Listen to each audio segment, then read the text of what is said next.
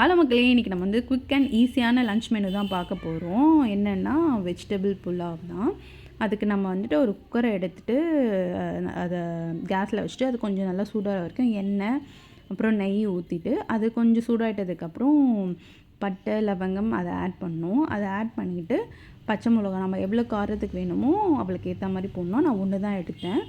அது ரெடி ஆகிட்டதுக்கப்புறம் ஆனியனும் நம்ம எவ்வளோ வேணுமோ அதுக்கேற்ற மாதிரி போட்டுக்கலாம். நான் ஒரு ஆனியன் தான் எடுத்தேன்.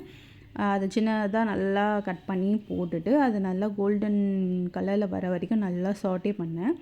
அது கோல்டன் கலர் வந்ததுக்கப்புறம் இஞ்சி பூண்டு பேஸ்ட் ஆட் பண்ணேன். அதுவுமே அந்த ராஸ்மெல் போகிற வரைக்கும் நல்லா சாட்டே பண்ணிட்டேன்.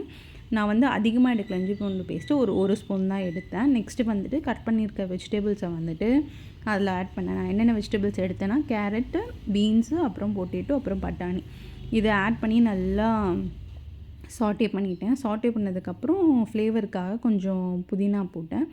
புதினா போட்டதுக்கப்புறம் நம்மளுக்கு உப்பு எவ்வளோ தேவையோ அதுக்கு ஏற்ற மாதிரி உப்பையும் நான் ஆட் பண்ணிக்கிட்டேன்.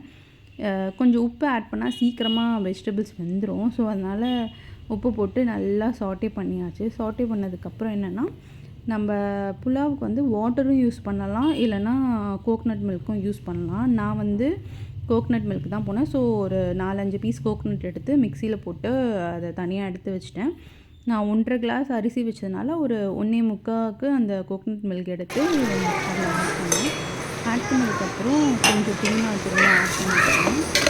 அதுக்கப்புறம் வந்துட்டு கொஞ்சம் பாயில் வந்ததுக்கப்புறம் அரிசி போட்டு கொஞ்சம் திரும்ப ஃப்ளேவருக்காக கொஞ்சமாக புதினா யூஸ் பண்ணிக்கிட்டேன்.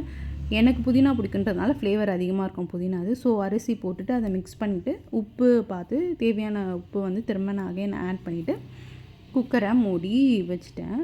நம்ம வந்து ஒரு 2 விசில் வச்சா போதும், ஏன்னா அரிசி ஏற்கனவே ஊற வச்சதுனால. ஸோ நான் 2 விசில் வந்ததுக்கப்புறம் நான் வந்து கேஸை வந்துட்டு ஆஃப் பண்ணிட்டேன்.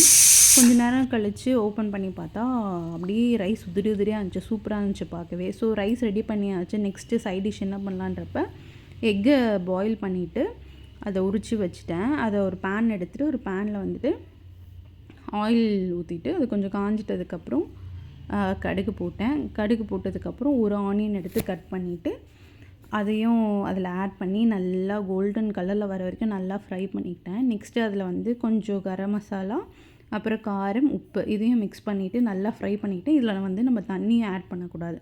அந்த காரம் ஸ்மெல் போகிற வரைக்கும் ஃப்ரை பண்ணிவிட்டு உரிச்சு வச்சிருந்த எக்கை வந்துட்டு அதில் போட்டு ஃப்ரை பண்ணி வச்சாச்சு. ஸோ எக் மசாலாவும் ரெடி. ஸோ இன்றைக்கி லன்ச் மெனு வந்துட்டு vegetable pulao with egg masala தான். இந்த வீடியோ பிடிச்சிருந்தா மறக்காமல் லைக் பண்ணுங்கள், ஷேர் பண்ணுங்கள், சப்ஸ்கிரைப் பண்ணுங்கள். பாய்.